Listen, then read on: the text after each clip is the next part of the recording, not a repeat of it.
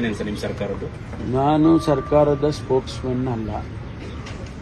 ನನ್ನ ಇಲಾಖೆ ಪ್ರಶ್ನೆ ಕೇಳಿ ಹೇಳ್ತೀನಿ. ನಾನು ಎಲ್ಲ ವಿಚಾರಗಳಲ್ಲೂ ಕೂಡ ನಾನು ಪ್ರತಿಕ್ರಿಯೆ ಮಾಡೋದಕ್ಕೆ ನನಗೆ ಅರ್ಹತೆ ಇದೆಯಾ? ಹೌದು ಸರ್, ಕಾಂಗ್ರೆಸ್ ಹಿರಿಯ ಸಚಿವರಿದ್ದೀರಾ, ಎಲ್ಲ ಡಿಪಾರ್ಟ್ಮೆಂಟ್ಗೂ ನಾನು ಮುಂದೆ ಮುಖ್ಯಮಂತ್ರಿ ಆಗೋರು ಸ್ವಲ್ಪ ಕೇಳ್ರಿ. ನನ್ನ ಇಲಾಖೆದು ಕೇಳಿ, ಬೇರೆ ಇಲಾಖೆದು ಸಚಿವರಿದ್ದಾರೆ. ನಾನು ಹೆಂಗೆ ಅವರು ಜಲ ವಿಚಾರ ಬಂದಾಗ ಅದು ಚರ್ಚೆಗಳಾದಾಗ ಸಭೆಗಳಾದಾಗ ನಮ್ಮ ಅಭಿಪ್ರಾಯಗಳು ಹೇಳ್ತೀವಿ. ನಾನು ಆ ಇಲಾಖೆ, ಈಗ ಪೊಲೀಸ್ ಇಲಾಖೆ, ಗೃಹ ಇಲಾಖೆಗೆ ಬೇರೆ ಮಂತ್ರಿಗಳು ರಿಯಾಕ್ಷನ್ ಮಾಡಿದ್ರೆ ಹೆಂಗಿರುತ್ತೆ? ಹಂಗೆ ಅಲ್ವಾ ನಮ್ಮ ಇಲಾಖೆ, ನಾವು ಬೇರೆಯವ್ರ ಇಲಾಖೆ ಮಾಡಬಾರ್ದಲ್ವಾ? ಈಗ ಒಂದು ವಾರದಲ್ಲಿ ಮಧ್ಯಂತರ ವರದಿ ತಗೋತೀವಿ ಅಂತ ಹೇಳಿದ್ರೆ ಮಧ್ಯಂತರ ವರದಿ ಮೇಲೆ ಮಧ್ಯಂತರ ವರದಿ ಮೇಲೆ ಇಂಪ್ಲಿಮೆಂಟೇಷನ್ ಮಾಡ್ಲಿಕ್ಕೆ ಆಗತ್ತಾ? ಹೇಗೆ? ಯಾಕಾಗಲ್ಲ.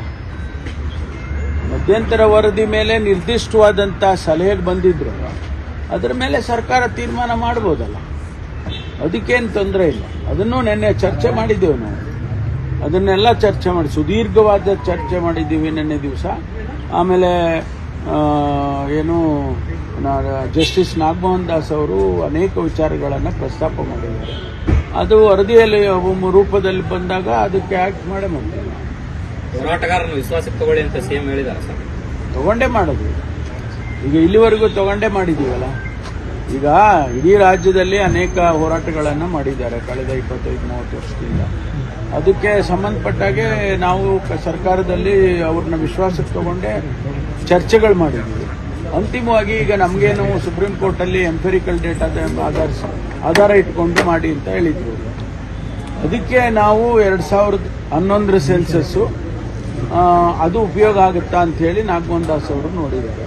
ಈಗ ಅವರು ವರದಿಯಲ್ಲೇ ಅದನ್ನೆಲ್ಲ ಅವರು ನಾಗಮೋಹನ್ ದಾಸ್ ಅವರು ನಿನ್ನೆ ಚರ್ಚೆ ಮಾಡುವಾಗ ಅದನ್ನು ಕೂಡ ಹೇಳಿದ್ದಾರೆ. 2011 ಸೆನ್ಸರ್ ಉಪಯೋಗ ಆಗುತ್ತಾ, ಸದಾಶಿವ ಆಯೋಗದ ವರದಿ ಉಪಯೋಗ ಆಗುತ್ತಾ, ಅಥವಾ ಇನ್ಯಾವುದಾದ್ರೂ ಡೇಟಾ ಉಪಯೋಗ ಆಗುತ್ತಾ ಅನ್ನೋದ್ರ ಬಗ್ಗೆ ಅವರು ಚರ್ಚೆ ಮಾಡಿಕೊಂಡು ವರದಿಯಲ್ಲಿ ಕೊಡ್ತಾರೆ. ಅದನ್ನ ಆಧಾರ ಇಟ್ಕೊಂಡು ನಾವು ಮುಂದಕ್ಕೆ ಹೋಗ್ತೀವಿ.